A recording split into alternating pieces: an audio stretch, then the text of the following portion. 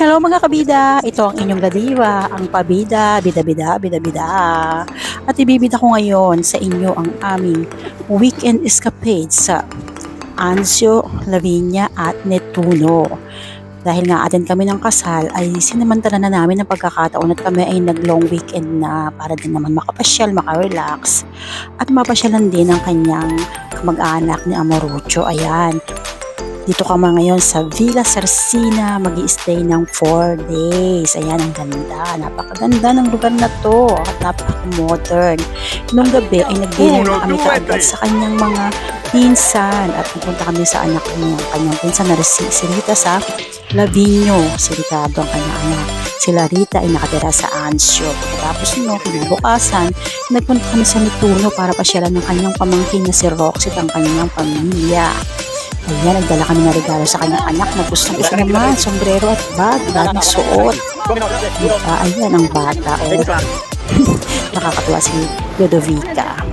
Nag-enjoy naman kami dyan at kumain kami dyan sa seaside. Napakasarap syempre, seafood. At nung hapon ay nakipag-meet kami sa kanyang kaibigan na si Pietro na may bahay bakasyonan din na malapit sa pinaupahan naming B&B. At ayan, ipinasyal niya kami sa Porto di Anzio. Ang ganda. Nag-picture syempre, nag-posing at ipinasyal na rin kami sa City Center. Kumain kami ng gelato at binili na kami ng bomba. Ayan, nakakatuwa at nakita namin na yung palang aming B&B malapit lang sa center. Ayan, syempre, pasyal-pasyal at syempre modeling, aura-aura, pakpak-pako, diba? Ayan, dito na kami sa center. Ginaya ko yung details, diba? O ayan, ang kinagabihan, lumabas ulit kami at magdi-dinner kami at nagbalik kami sa sentro. Ayan, doon kami magdi-dinner.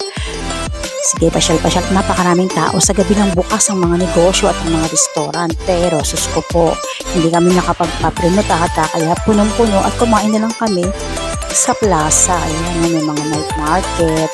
Napakasarap masyal. Kaya, ayan, nag-posing din by the fountain. Napakaganda ng lugar. Very alive. Ayan, picture. Kinabukasan, namasyal naman kami sa Grotte di Nerone na malapit sa beach. Ayan, lakad-lakad sa kainitan ng araw. Napakainit po niyan, 38 degrees. Kasi kata ng araw, tapos 12 ng tanghali yan. Kaya pag kita nyo naman, pawis na pawis ako. Kaya pagdating ko sa B&B, hindi na ako lumabas at doon na kami nag-lunch. Dahil Diyos ko, sabi ko, ang init. At sigurado namang sarado ang mga restaurant. Ay kaya maghihirap akong maghanap ng restaurant. Si Amorucho na lang ang lumabas para bumili ng pagkain. At nung kinahaponan, umaten kami ng renewal of wedding vows ng aking mga inaanak sa kasal. 7 years na sila at nag-renew sila ng kanilang vows. At ako reader for the faithful, prayers for the faithful. Ayan. At ang aking mga inaanak na sina Johnny Dan at Marilyn, wish ko sa inyo ang forever mga inaanak. Ayan.